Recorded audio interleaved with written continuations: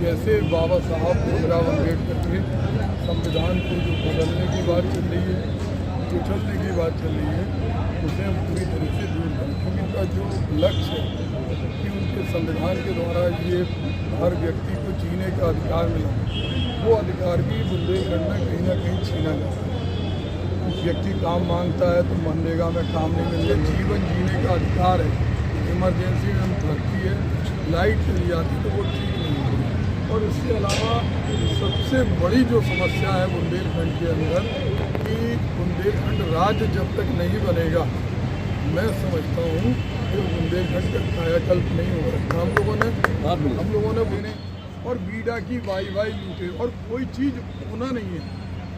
बिचौलिए ये काम किसी सरकार को नहीं करना चाहिए। जो 30 गांव बीडा में लिए गए हैं वो निश्चित रूप से उन गांव वालों की सहमति के बिना लिया, जो उनको मुकदमे लाद दिए।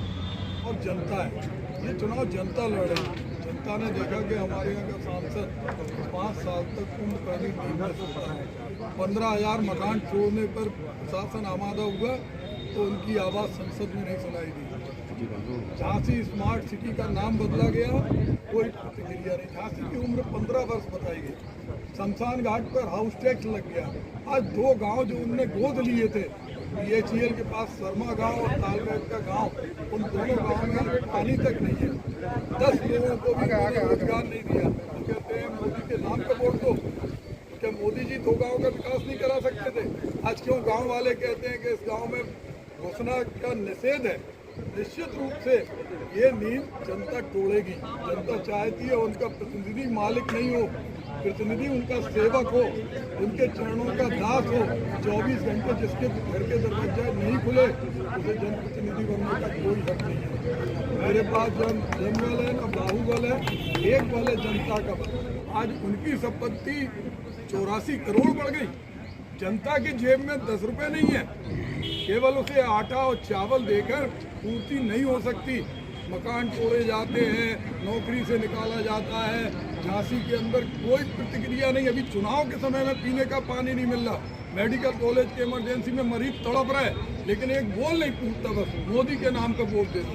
अरे प्रधानमंत्री जी चुनाव नहीं लड़ रहे। हम लोगों ने गाय की आवाज़ उठाई तो हमारे घर पर सेना भेज दी, पुलिस भेज दी। वो तो सुप्रीम कोर्ट को हम धन्यवाद देते हैं, जहाँ पर हमने गुहार लगाई जब महीनों बाद हमारे घर से पुलिस हटी। संत रविदास क्या भगवान नहीं है, संत नहीं है?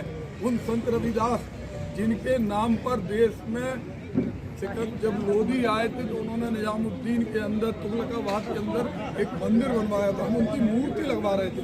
प्रशासन के अधिकारी बैठे थे, पुलिस के अधिकारी बैठे थे। तय हुआ कि 8 दिन बाद मूर्ति लगेगी। मूर्ति का वजह नहीं, हम लोगों पर मुकदमा लगा दिया, 12 धाराएं लगा दी। हम पे लगा दो मुकदमे, लेकिन अहिरवार समाज के, गरीब समाज के, ईमानदार समाज के, वो अहिरवार समाज जिस समाज को मुख्य धारा में लाने के लिए महात्मा गांधी से लेकर श्रीमती इंदिरा गांधी तक ने लगातार प्रयास किए, आज उस अहिरवार समाज के 70 महिलाओं पर और नौजवानों पर मुकदमे लगे। क्या कसूर था उनका?